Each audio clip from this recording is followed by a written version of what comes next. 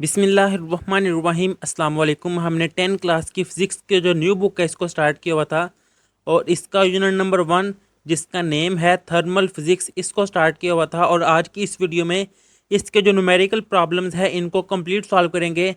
अब आपको अगर न्यूमेरिकल सॉल्व करना बहुत मुश्किल लगते हैं तो आप ये वीडियो देखेंगे तो सबसे आसान आपको न्यूमेरिकल लगेंगे।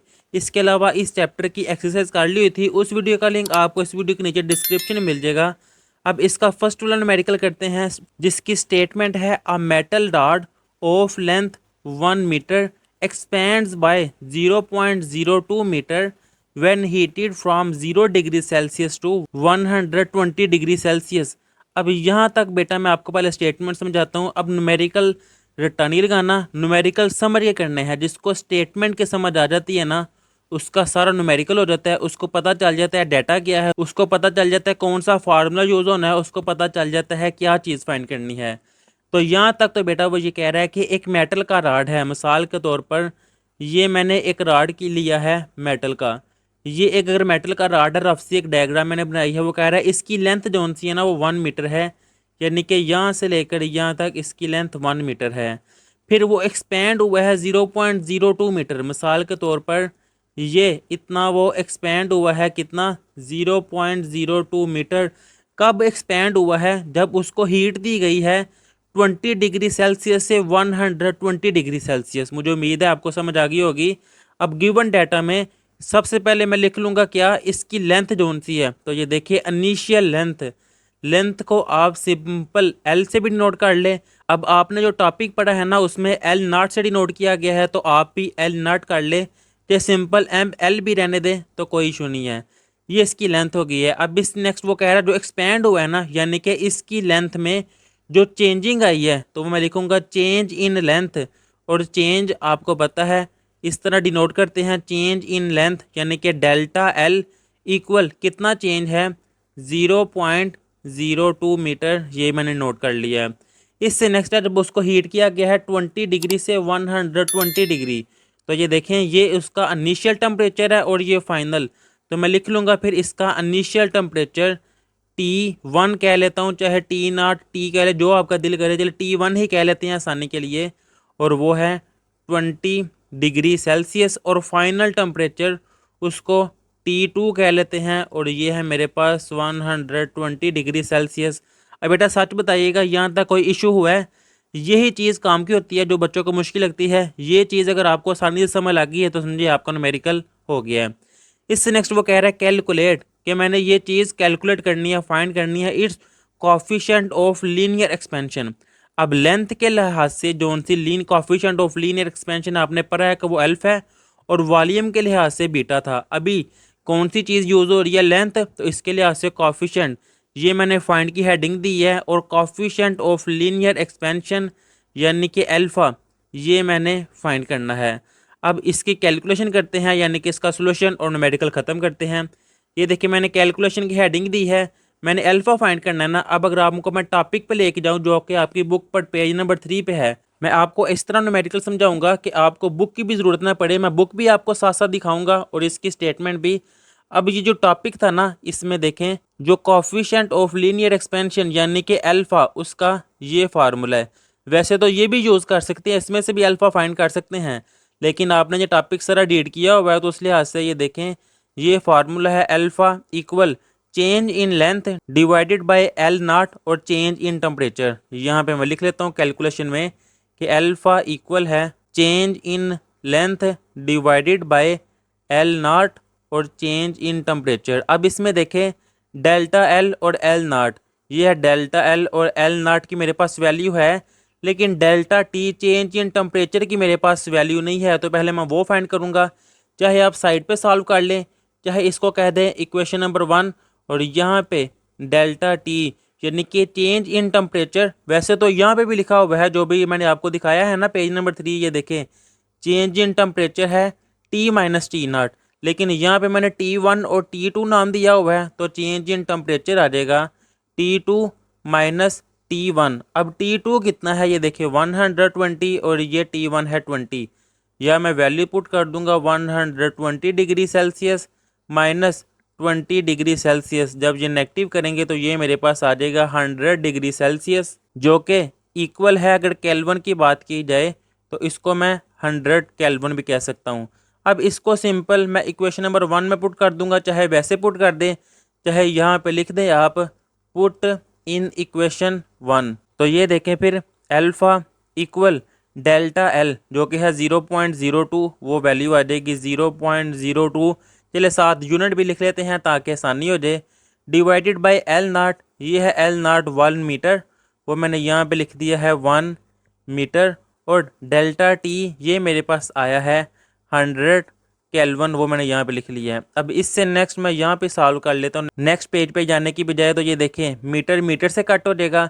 अब 0.02 डिवाइडेड बाय 100 जब आप कैलकुलेटर पे करेंगे इसको तो आपके पास आंसर आ जाएगा 2 मल्टीप्लाई 10 की पावर -4। ये केल्विन है, जब ये ऊपर जाएगा तो ये केल्विन की पावर माइनस में हो जाएगी, और ये कोफिशिएंट ऑफ लीनियर एक्सपेंशन, ये इसका आंसर है। अगर आपका कैलकुलेटर पे ये आंसर नहीं आया तो आपके कैलकुलेटर पे फिर देखें बेटा, ये आंसर आया होगा 0.0002, और ये केल्विन ऊपर जाके केल्विन का इन्वर्स। या तो आपके कैलकुलेटर पे ये आंसर आया होगा या ये आंसर आया होगा, असल में दोनों एक ही हैं। अगर इसको मैं साइंटिफिक नोटेशन में कन्वर्ट करूँ तो डेसिमल का पॉइंट मैं देखे लेके जाऊँगा 1 2 3 4, यानी कि ये आ जाएगा 2। डेसिमल का पॉइंट लास्ट पे लिखे चाहे ना लिखें, मल्टीप्लाई 10 की पावर कितने पॉइंट ले गया हूँ 4, तो वो आ जाएगा 10 की पावर 4। राइट साइड पे गया हूँ तो आ जाएगा 10 की पावर -4, और केल्विन पर केल्विन, ये इसका आंसर है। ये देखिए दोनों सेम है, ये और ये एक तरह ही है। कैलकुलेटर पे जो भी आंसर आया आपने परेशान नहीं होना, मैंने दोनों आपको समझा दिए हैं।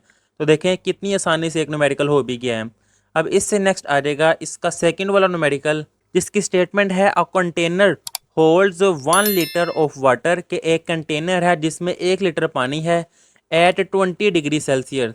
What will be its volume, उसका वॉल्यूम क्या होगा एट 80 डिग्री सेल्सियस, जब टेम्परेचर इतना हो जाएगा। Assuming water's coefficient of volume expansion is, ये कोफिशिएंट ऑफ वॉल्यूम एक्सपेंशन की वैल्यू दी हुई है। देखिए अगर मैं स्टेटमेंट से आपको समझाऊं, क्योंकि डायग्राम से अगर मैं आपको समझाऊं, डायग्राम से ये फ़ायदा होता है कि आपके माइंड में डायग्राम होती है और आपको फिर याद रहता है।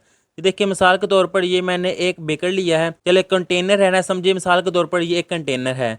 अब इसमें वाटर है, कितना है इसका वॉल्यूम 1 लीटर, ये मैंने एक कंटेनर में पानी ले लिया है। अब वो कह रहे हैं इसको जो हीट दी जा रही है ना नीचे से, यहाँ हीट दी जा रही है वो 20 डिग्री सेल्सियस से 80 डिग्री सेल्सियस कर दी गई है। तो आपको पता है फिर वॉल्यूम ज़्यादा हो जाएगा। तो वो कह रहा है वो कितना वॉल्यूम ज़्यादा हुआ है वो मैंने फाइंड करना है। अब गिवन डाटा में इस लिहाज से मैं डाटा लिखूंगा कि आपको समझ भी आ जाए। सबसे पहले क्या है इनिशियल वॉल्यूम, कितना वॉल्यूम था 1 लीटर, वो मैंने यहाँ पे लिख लिया है 1 लीटर। और आपको पता है अगर इसको सेंटीमीटर में कन्वर्ट कर दी जाए तो 1 लीटर वो होता है 1000 सेंटीमीटर क्यूब। अब इससे नेक्स्ट कितना टेम्परेचर था 20 डिग्री सेल्सियस। तो ये देखिए इनिशियल टेम्परेचर T1 कह लेते हैं जो कि है 20 डिग्री सेल्सियस। फिर वॉल्यूम वो मैंने फाइंड करना है जबकि टेम्परेचर है 80 डिग्री, तो फाइनल टेम्परेचर ये हो गया है T2 कितना 80 डिग्री सेल्सियस। और ये देखिए कोफिशिएंट ऑफ वॉल्यूम एक्सपेंशन की वैल्यू दी हुई है, तो यह मैं लिखूंगा coefficient of volume expansion, volume के लिहाज से कोफिशिएंट बीटा है जो कि है 2.1 मल्टीप्लाई 10 की पावर -4 पर डिग्री सेल्सियस। तो पर डिग्री सेल्सियस ये इस तरह भी डिनोट कर सकते हैं कि पावर -1 में आ गई है। क्या फाइंड करना है इसका वॉल्यूम कितना चेंज हुआ है, तो फाइंड वॉल्यूम जौन सा है ये मैंने फाइंड करना है। तो ये देखें ये इनिशियल वॉल्यूम था ना, तो इनिशियल वॉल्यूम इसको मैं V0 से डिनोट कर लेता हूँ, और ये वॉल्यूम यानी कि V ये मैंने फाइंड करना है। अब कैलकुलेशन वॉल्यूम का फार्मूला, कैलकुलेशन में अगर मैं आपको बुक पे लेके जाऊँ ना, बुक पर पेज नंबर 4, तो ये देखिए वॉल्यूम का फार्मूला स्टार्ट पे लिखा हुआ है V equal V0 1 plus beta change in temperature. तो ये देखें V equal V0 bracket 1 plus beta और चेंज इन टेम्परेचर। अब इसमें देखें बाकी सारी वैल्यू तो है, बीटा की भी है V0 की भी है, लेकिन चेंज इन टेम्परेचर इसकी नहीं है। इसको मैं कह दूंगा इक्वेशन नंबर 1। और चेंज इन टेम्परेचर जो कि है फाइनल माइनस इनिशियल, इसकी वैल्यू T2 है 80 और T1 है 20। ये वैल्यूज मैं पुट करूंगा कि 80 degree Celsius minus 20 degree Celsius, जब ये नेगेटिव करूँगा ये आ जाएगा 60 डिग्री सेल्सियस। इस वैल्यू को यहाँ मैं पुट कर दूंगा, तो ये देखें यहाँ पे चाहे लिख भी दें पुट इन इक्वेशन 1। मैं सारे न्यूमेरिकल एक ही पैटर्न से करवाऊंगा ताकि आपको समझ भी आ जाए। V इक्वल वी नाट की वैल्यू क्या है, ये है 1000 सेंटीमीटर क्यूब, वो मैं यहाँ पे लिख लूँगा 1000 सेंटीमीटर क्यूब। अब इससे नेक्स्ट 1 प्लस ये आ जाएगा 1 प्लस बीटा की वैल्यू क्या है, ये है 2.1 मल्टीप्लाई 10 की पावर -4, 2.1 मल्टीप्लाई 10 की पावर -4 पर डिग्री सेल्सियस। अब ये वैल्यू अंदर देखे छोटी ब्रैकेट आ गई है तो बाहर मैं बड़ी ब्रैकेट यूज़ कर लेता हूँ।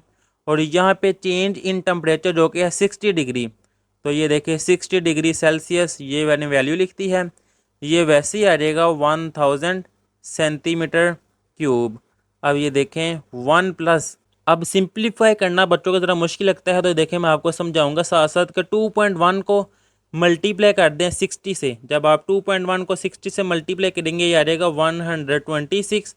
ये वैसे ही मल्टीप्लाई 10 की पावर -4। अब ये देखिए डिग्री सेल्सियस की पावर -1 है, यहाँ पावर कुछ नहीं लिखी, मतलब यहाँ पे पॉजिटिव 1 है, तो ये तो कैंसिल हो जाएंगे और ब्रैकेट क्लोज। अब ये वैसे ही 1000 सेंटीमीटर क्यूब ब्रैकेट। अब ये देखें 1 प्लस इनको ऐड करना है, उसके लिए क्या होगा, ऐसे नहीं आपने बेटा ऐड कर देना कि 1 प्लस 126 वो आप लिख दे 127, तो वो गलत हो जाना है। पहले ये मल्टीप्लाई होंगे क्योंकि बॉडमास रूल क्या है, पहले डिवाइड फिर मल्टीप्लाई फिर ऐड और फिर सब्ट्रैक्शन। अब ये देखिए 126 मल्टीप्लाई 10 की पावर -4 है ना, तो जहाँ पे कुछ नहीं होता वहाँ पे लास्ट में डेसिमल का पॉइंट है। अब 10 की पावर -4 है तो डेसिमल का पॉइंट मैं लेफ्ट की तरफ लेके जाऊँगा। ये देखिए 1 2 3, इससे नेक्स्ट नहीं है, मतलब यहाँ पे 0 आ जाएगा 4 और यहाँ पे डेसिमल का पॉइंट आएगा कि 0.0126।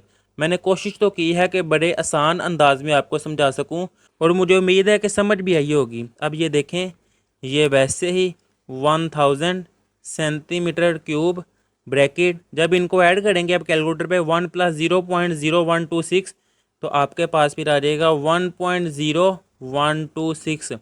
अब जब इनको मल्टीप्लाई करेंगे आप तो आपके पास आ जाएगा 1012.6 और ये सेंटीमीटर क्यूब वैसे ही, और यही इसका आंसर है। लेफ्ट साइड पर ये वॉल्यूम वैसे ही आ जाएगा। अब इससे नेक्स्ट आ जाएगा न्यूमेरिकल नंबर 3 कि a steel rod initially measures 2 metre at 20 degree Celsius, कि स्टील का एक राड है जिसको मेजर किया गया, उसकी लेंथ आ गई है 2 मीटर इतने टेम्परेचर पे। If it's coefficient of linear expansion is, अब इसके कोफिशिएंट ऑफ लीनियर एक्सपेंशन देखिए लेंथ के लिहाज से है ना, तो ये फिर अल्फा होगा, ये वैल्यू भी दी हुई है। What will be its length, इसकी लेंथ क्या होगी जब उसको इतनी हीट दी गई है। ये देखिए फर्स्ट वाले की तरह, लेकिन अब चीज़ कुछ और फाइंड करनी है। मिसाल के तौर पर ये समझिएगा बेटा, ये एक रॉड है स्टील का, अब वो कह रहा है इसकी जो यहाँ से लेकर यहाँ तक ये लेंथ है ये है 2 मीटर और टेम्परेचर कितना है 20 डिग्री सेल्सियस। अब वो कह रहा है टेम्परेचर जो है 20 से बढ़ाकर 100 डिग्री सेल्सियस कर दिया गया है, तो इसकी लेंथ फिर कितनी बड़ी है या कम हुई है, लेंथ में क्या चेंजिंग आई है, वो मैंने असल में फाइंड करनी है। तो डाटा अब लिखूँगा कि लेंथ कितनी है। तो सबसे पहले इनिशियल लेंथ, जिसको चाहे एल से डिनोट कर लें या एल नाट से आपने टॉपिक में पढ़ा हुआ है, तो एल नाट आ जाएगा 2 मीटर। टेम्परेचर कितना है, इनिशियल टेम्परेचर 20 डिग्री, तो इनिशियल टेम्परेचर जिसको T1 कह देते हैं वो है 20 डिग्री सेल्सियस। और फाइनल टेम्परेचर है 100 डिग्री, तो यहाँ मैं लिखूँगा फाइनल टेम्परेचर यानी कि T2 100 डिग्री सेल्सियस। और कोफिशिएंट ऑफ लीनियर एक्सपेंशन ये दिया हुआ है जिसको अल्फ़ा से डिनोट करेंगे, क्योंकि लेंथ की बात हुई है, वॉल्यूम की होती है तो मैं बीटा बीटा कहता। अब ये वैल्यू लिख दूंगा 1.2 मल्टीप्लाई 10 की पावर -5 डिग्री पर सेल्सियस। अब ये डाटा मैंने सारा लिख लिया है, मैंने इसकी लेंथ फाइंड करनी है, तो फाइंड में मैं लिखूँगा कि फाइनल लेंथ जिसको एल से डिनोट में करूँगा ये मैंने फाइंड करनी है, तो कैलकुलेशन की हेडिंग दूंगा। अब इसका फार्मूला वही, अगर आपको बुक पर पेज नंबर 3 पे लेके चलूँ तो ये देखें फाइनल लेंथ एल का ये फार्मूला है कि L equal L naught 1 plus alpha change in temperature. तो यहाँ मैं लिख लूँगा L equal L naught 1 plus alpha change in temperature bracket close. अब इसमें एल नाट की वैल्यू भी है, अल्फ़ा की भी है, लेकिन delta T change in temperature की नहीं है। इसको मैं कह दूंगा इक्वेशन नंबर 1। और चेंज इन टेम्परेचर होता है final temperature minus initial temperature. Final temperature 100 और इनिशियल 20, तो मैं लिख दूंगा यहाँ पे 100 degree Celsius minus 20 degree Celsius, तो ये मेरे पास आ जाएगा 80 degree Celsius change in temperature. अब इसको मैं पुट कर दूंगा किस में, इन इक्वेशन नंबर 1 में। तो एल नाट किसके इक्वल है, 2 मीटर, तो ये आ जाएगा 2 मीटर ब्रैकेट 1 प्लस अल्फ़ा किसके इक्वल है, ये है 1.2 मल्टीप्लाई 10⁻⁵, 1.2 मल्टीप्लाई 10⁻⁵ पर डिग्री सेल्सियस। अब चेंज इन टेम्परेचर अभी फाइंड किया है 80 डिग्री सेल्सियस, वो मैं लिख लूँगा 80 डिग्री सेल्सियस और ब्रैकेट क्लोज। ये वैसे ही आ जाएगा 2 मीटर, और ये भी 1 प्लस, अब ये देखें 1.2 ये मल्टीप्लाई होगा जब 80 से, तो आपके पास आंसर आ जाएगा 96। और ये वैसे ही मल्टीप्लाई 10⁻⁵, ये डिग्री पर सेल्सियस की पावर -1 है, ये +1 है, तो ये तो ख़त्म हो जाएंगे ब्रैकेट क्लोज। अब ये देखिए 2 मीटर वैसे ही। अब 1 प्लस 96 मल्टीप्लाई 10⁻⁵, ये ऐसे सॉल्व ऐड नहीं होंगे, पहले मल्टीप्लाई होंगे ये, यानी कि इसको मैं साइंटिफिक नोटेशन से ऑर्डिनरी में कन्वर्ट करूँगा, फिर ये ऐड होंगे। तो ये देखें 1 प्लस मल्टी 10⁻⁵ है ना, डेसिमल का पॉइंट जहाँ पे नहीं होता लास्ट में समझा जाता है। तो ये देखें 1 2 3 4 5, यानी कि यहाँ पे फिर 3 ज़ीरो आएंगे, तो 1 2 3 और ये 96, वैसे ही इससे पहले ये डेसिमल का पॉइंट आ जाएगा ब्रैकेट क्लोज। अब मैं इनको ऐड करूँगा, तो पहले तो ये वैसे ही 2 मीटर, जब इनको मैं ऐड करूँगा तो ये आ जाएगा 1.000096 और ब्रैकेट क्लोज। अब जब इनको आप कैलकुलेटर पे मल्टीप्लाई करेंगे तो आपके पास आंसर आ जाएगा 2.00192 मीटर। अब ये इसका आंसर है। अगर इसको बुक वाला आपने आंसर लाना है तो ये आ जाएगा 2.00, ये देखिए 1 के बाद 9 है, अगर 5 से बड़ा हो ना तो पीछे वाला डिजिट बढ़ा दी जाता है। सिग्निफिकेंट फिगर वाला टॉपिक 9 क्लास में आपको समझाया था ये, तो ये आ जाएगा 2.002 और ये मीटर वैसे ही, ये है इसका आंसर, लेंथ फाइंड करनी थी। अब बेटा अगर आपको ये मुश्किल लग रही है ना ये चीज़, अगर आपके पास साइंटिफिक कैलकुलेटर है तो ये आप कैलकुलेटर पे भी सॉल्व कर सकते हैं, वहाँ पे डायरेक्ट आप लिखेंगे तो डायरेक्ट ये आंसर आ जाएगा। लेकिन जिनके पास साइंटिफिक कैलकुलेटर नहीं है या जो ये कैलकुलेशन समझना चाह रहे थे, तो मैंने सबके लिए वीडियो बनाई है, तो वो भी ये समझ सकते हैं। अब इससे नेक्स्ट आ जाएगा इसका numerical number 4। A steel bridge expands by 5 centimetre on a hot summer day, कि स्टील का एक ब्रिज है वो 5 सेंटीमीटर एक्सपैंड हुआ है गर्मियों में। If the bridge original spanned 100 metre, जबकि जो ब्रिज है उसकी असल जोन सी लेंथ है वो 100 मीटर है। व्हाट इज़ टेम्परेचर चेंज, कितने टेम्परेचर पर वो चेंज हुआ है। यानी कि मिसाल के तौर पर अगर आपको मैं समझाऊँ, तो मैं आपके लिए रफ सी अगर एक डायग्राम बनाऊँ समझाने के लिए सिर्फ, तो ये देखिए मिसाल के तौर पर ये एक ब्रिज है, टेबल नहीं समझना, ये ब्रिज है और इसकी लेंथ मिसाल के तौर पर उसने कही हुई है 100 मीटर। अब वो कह रहा है इसकी लेंथ जो सी है ना वो एक्सपेंड हुई है कितनी, 5 सेंटीमीटर। अब उसका क्वेश्चन है कि कितना टेम्परेचर चेंज हुआ है कि उसकी ये लेंथ एक्सपेंड हुई है, वो फाइंड करनी है। तो अब ये देखिए गिवन डाटा सबसे पहले क्या है, तो ये इतनी लेंथ एक्सपेंड हुई है यानी कि इतनी लेंथ चेंज हुई है, तो मैं यहाँ पे लिखूँगा चेंज लेंथ, जिसको मैं डेल्टा एल से डिनोट कर लूँगा, और वो है 5 सेंटीमीटर।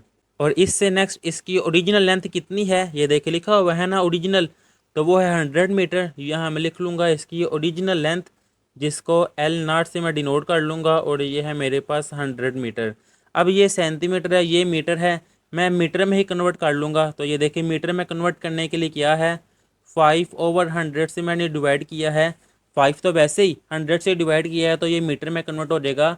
तो जब इनको डिवाइड करेंगे आप, तो आपके पास आंसर आ जाएगा 0.05 मीटर। ये यहाँ पे मैं लाइन लगा लेता हूँ क्या, ताकि ये मिक्स ना हो जाए, ये आपके सोल्यूशन का हिस्सा है।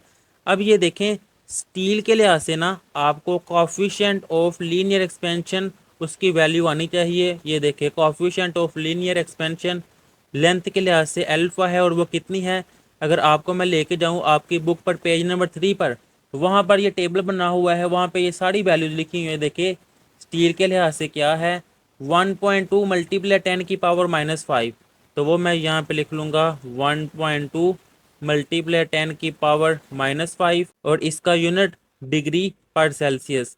अब फाइंड क्या करना है, टेम्परेचर जो चेंज हुआ है, तो फाइंड करना है चेंज इन टेम्परेचर, जिसको डेल्टा टी से डिनोट करते हैं, ये फाइंड करना है। अब मैं कैलकुलेशन की हेडिंग दूंगा और यहाँ पे जो मैंने फाइंड करना है चेंज इन टेम्परेचर वो लिखूंगा। अब ये देखिए जैसे पहले का फाइंड कर रहे थे ना change in temperature, T2 minus T1, इस तरह नहीं कर सकते क्योंकि मेरे पास T1 और T2 की वैल्यूज़ नहीं है, तो इसलिए ये फार्मूला यहाँ पे फेल हो जाएगा। कौन सा फार्मूला यूज होगा, आपकी बुक पर पेज नंबर 3 पर ये लिखा हुआ है, ये देखें, चेंज इन लेंथ इक्वल है alpha L not change in temperature. तो इसमें से ये चेंज इन टेम्परेचर जो आंसर ना वो मैं फाइंड कर लूँगा। और ये फार्मूला मैंने क्यों यूज़ किया है, ये वाला क्यों नहीं यूज़ किया, क्योंकि जो मुझे स्टेटमेंट में डाटा गिवन है ना, वहाँ पे चेंज इन लेंथ और ओरिजिनल लेंथ यानी कि डेल्टा एल और एल नॉट की वैल्यू है, इसलिए मैंने ये वाला फार्मूला यूज़ करना है। तो कैलकुलेशन में मैं ये फार्मूला लिख लूँगा यहाँ पे कि चेंज इन लेंथ ये इक्वल है alpha L not change in temperature. Change in temperature find करना है, तो ये देखें delta L divided by alpha L not equal change in temperature. वैसे ही अब इसमें वैल्यूज पुट करूँगा, डेल्टा एल इसकी वैल्यू है 0.05 मीटर, वो मैंने पुट कर दी है 0.05 मीटर, डिवाइडेड बाय अल्फ़ा जो वैल्यू मैंने आपको बताया कि याद रखनी पड़नी है आपको, 1.2 मल्टीप्लाई 10⁻⁻5, 1.2 मल्टीप्लाई 10⁻⁻5 पर डिग्री सेल्सियस, और एल नॉट ये है 100 मीटर, वो मैंने यहाँ पे लिख ली है 100 मीटर इक्वल डेल्टा टी। वैसे ही अब ये देखिए ये मीटर तो इस मीटर से कट जाएगा, अब ये 0.05 वैसे ही डिवाइडेड बाय ये देखिए 1.2, ये मल्टीप्लाई होगा जब 100 के साथ, तो ये आ जाएगा 120, ये वैसे ही मल्टीप्लाई 10⁻⁻5 पर डिग्री सेल्सियस वैसे ही, और चेंज इन टेम्परेचर भी। अब कैलकुलेटर पर जब आप करेंगे ना 0.05 डिवाइडेड बाय 120, तो आपके पास आंसर आ जाएगा 4.166 मल्टीप्लाई 10⁻⁻4। अब ये देखें ये 10⁻⁻5 है, जब ये ऊपर आएगी तो ये हो जाएगी 10⁻+5। ये पर डिग्री सेल्सियस माइनस में है, जब ये ऊपर आएगा तो ये प्लस में हो जाएगा, और ये चेंज इन टेम्परेचर वैसे ही। अब ये देखें ये मैंने सॉल्व किया है कैलकुलेटर पे, अगर आपके कैलकुलेटर पे उसने साइंटिफिक की बजाय ऑर्डिनरी में दिया है ना आंसर, वो मैं आपको दिखा देता हूँ। अगर आपके कैलकुलेटर पे आंसर आया है 0.000416, तो फिर भी आपने परेशान नहीं होना। ये देखे डेसिमल का पॉइंट 1 2 3 4, 4 पॉइंट मैं इस तरफ ले गया हूँ, तो ये आ जाएगा 4.16 मल्टीप्लाई 10⁻⁻4, फिर भी वही बन रहा है। तो इस लिहाज से आपने परेशान नहीं होना कि सर हमारे कैलकुलेटर पे कोई और आंसर आया है, वो भी मैंने आपको समझा दिया है। अब ये 4.166 ये वैसे ही 4.166, देखिए मल्टीप्लाई 10 ये -4 है और ये +5 है, -4 +5 वो 1 आ जाती है, तो 10⁻1, और ये पर डिग्री सेल्सियस वैसे ही इक्वल डेल्टा टी वैसे ही। अब 10⁻1 है, जब आप इसको 10 से मल्टीप्लाई करेंगे ये आ जाएगा 41.66 degree Celsius equal delta T, ये इसका आंसर है। लेकिन बेटा अगर आपके पास साइंटिफिक कैलकुलेटर है तो आप डायरेक्ट कैलकुलेटर पे सारा ये डाटा लिखें, आपके पास देखिएगा डायरेक्ट ये आंसर आएगा, कोई इशू नहीं है। सोल्यूशन अगर आपके पास साइंटिफिक कैलकुलेटर नहीं है तो देखिए सोल्यूशन मैंने फिर भी आपको समझा दिया है कि आपने कैसे ये आंसर लाना है। अब इससे नेक्स्ट आ जाएगा इसका न्यूमेरिकल नंबर 5। अब 5 6 7 ये एक जैसे हैं और है भी बड़े आसान। ये देखें how much heat is required, कि कितनी हीट की ज़रूरत होगी, ये मैंने फाइंड करना है to raise the temperature, temperature को बढ़ाने के लिए, of a 2 kilogram iron bar, के आयरन का लोहे का एक बार है, from 20 degree Celsius to 100 degree Celsius. यानी कि वो कह रहा है कितनी हीट की ज़रूरत होगी अगर इतने किलो का मेरे पास लोहे का एक रॉड है या एक बार है, उसको टेम्परेचर अगर मैं 20 डिग्री से 100 डिग्री तक टेम्परेचर दूँ, given that the specific heat capacity of iron is 450 joule per kilogram per kelvin. ये specific heat capacity of iron उसकी वैल्यू भी दी हुई है। तो डाटा में सबसे पहले ये लिख लेते हैं कि वो जो आयरन का बार है उसका मैस कितना है। तो मैस जिसको एम से डिनोट करते हैं, वो मैं लिख लूँगा 2 किलोग्राम। अब इससे नेक्स्ट टेम्परेचर 20 से 100 है ना, तो इनिशियल टेम्परेचर जो कि है T1 कितना 20 डिग्री सेल्सियस, फाइनल टेम्परेचर जो कि है T2 इसको मैं कह देता हूँ 100 डिग्री सेल्सियस। और next specific heat capacity of iron, जिसको किससे डिनोट करते हैं, सी से, और वो है 450 joule per kilogram per kelvin. आप इस टॉपिक आपने किया होगा, आप इस टॉपिक पर पहुंच गए होंगे, कौन सा ये टॉपिक है मैं आपको दिखा भी देता हूँ अभी। लेकिन मैंने फाइंड के करने से पहले वो लिख लूँ, तो मैंने हीट फाइंड करनी है, तो फिर यहाँ पे लिखूंगा हीट, जिसको क्यू से डिनोट करते हैं, ये मैंने फाइंड करनी है। ये देखिए स्पेसिफिक हीट कैपेसिटी का ये फार्मूला आपकी बुक पर दिया हुआ है, ऑलमोस्ट पेज नंबर 12 या 13 पे है, Q equal M C delta T. तो ये देखिए कैलकुलेटर पे मैं ये फार्मूला लिख लूँगा, Q equal mass specific heat capacity और चेंज इन टेम्परेचर, ये मैं यहाँ पे लिख लूँगा। अब ये देखिए सबकी वैल्यू मेरे पास है, लेकिन ये डेल्टा टी की नहीं है, असल में डेल्टा टी होता है final temperature minus initial temperature. आगे भी कितनी दफ़ा किया है इसको, चाहे आप इसके बाद यहाँ पे इसको क्वेश्चन नंबर 1 दे के ये सारा, चले मैं आपको यहाँ पे करके दिखा देता हूँ कि डेल्टा टी इक्वल है T2 माइनस T1, इसको कहा हुआ है क्वेश्चन नंबर 1। T2 इसकी वैल्यू क्या है 100 और T1 की 20। ये देखें 100 degree Celsius minus 20 degree Celsius, जब इनको नेगेटिव करेंगे तो आपके पास आंसर आ जाएगा 80 डिग्री सेल्सियस। और ये केल्विन के भी इक्वल है, यानी कि चेंज इन टेम्परेचर वो मेरे पास आ गया है 80 केल्विन। अब इसको मैं पुट कर दूंगा किस में, इन इक्वेशन नंबर 1 में। अब ये देखिए Q इक्वल मैस कितना है 2 किलोग्राम, तो मैं यहाँ पे लिख लूँगा 2 किलोग्राम। अब स्पेसिफिक हीट कैपेसिटी 450 जूल, ये सारी वैल्यू मैं यहाँ पे लिख लूँगा 450 जूल पर किलोग्राम और पर केल्विन। और चेंज इन टेम्परेचर वो मेरे पास आया है 80 केल्विन। अब ये देखें ये किलोग्राम की पावर प्लस है, ये माइनस है, कटिंग हो गई, केल्विन की पावर नेगेटिव पॉजिटिव कटिंग हो गई। अब कैलकुलेटर पे आप डायरेक्ट करें 2 मल्टीप्लाई 450, जो आंसर आए उसको 80 से मल्टीप्लाई करेंगे आप, तो आपके पास आंसर आ जाएगा 72,000। और ये जोल वैसे ही ये इसका आंसर है। अगर आपने बुक वाला आंसर लाना है तो ये देखें, इसको मैं ऐसे भी लिख सकता हूँ 72 मल्टीप्लाई 10 की पावर 3, क्योंकि ये देखिए कितने ज़ीरो हैं 1 2 3, तो 10 की पावर 3 मैं लिख सकता हूँ। और ये जोल वैसे ही, तो ये देखें हीट कितनी आ गई है 72 10 की पावर 3, ये किसके इक्वल है, ये किलो के इक्वल है, तो ये किलो जोल, ये इसका आंसर आ गया। अब इससे नेक्स्ट आ जाएगा इसका numerical number 6, how much heat, कितनी हीट की ज़रूरत होगी, ये मैंने फाइंड करनी है। Is required to melt 500 gram of ice, के एक आइस है उसका इतना मैस है at 0 degree Celsius into water at 0 degree Celsius. यानी कि देखिए वो कह रहा है टेम्परेचर कोई चेंज नहीं किया गया, कितनी हीट की ज़रूरत होगी कि इतनी आइस को, बर्फ़ को पानी में कन्वर्ट करने के लिए। तो सबसे पहले डाटा यही लिख लेते हैं कि सबसे पहले मैस कितना है, तो मैस ऑफ आइस जिसको एम से डिनोट कर लेते हैं, और ये यहाँ पर मैं लिख लूँगा 500 ग्राम। अब इससे नेक्स्ट देखिए टेम्परेचर नहीं दिया हुआ 0 डिग्री सेल्सियस है, लेकिन latent heat of fusion of ice कितनी है, ये वैल्यू यहाँ पे मैं लिख दूंगा कि latent heat of fusion of ice L F से डिनोट करते हैं, क्योंकि एफ शो करता है फ्यूजन को, ये आपने टॉपिक में सारा पढ़ा हुआ है। ये वैल्यू 3.36 मल्टीप्लाई 10 की पावर 5 जोल पर किलोग्राम। बेहतर तो ये है कि आप इस वैल्यू को याद रख लें, ताकि इंपॉर्टेंट मेडिकल है ये, पेपर में अगर ये वैल्यू ना भी दे तो आपको ये वैल्यू पता हो। अब ये देखिए ग्राम है ना, इसको मैंने किलोग्राम में कन्वर्ट करना है, तो किलोग्राम में कन्वर्ट करने के लिए क्या करूँगा कि इस 500 को मैं 1000 से डिवाइड कर दूंगा अगर, तो ये किलोग्राम में कन्वर्ट हो जाएगा। ये देखो 2 0 से कट जाएंगे, 5/10 जो कि है 0.5, ये किलोग्राम वैसे ही, ये मैंने मैस फाइंड कर लिया किलोग्राम में। अब फाइंड क्या करना था, ये देखिए हीट फाइंड करनी थी ना, तो हीट जिसको क्यू से डिनोट करते हैं, ये मैंने फाइंड करनी थी।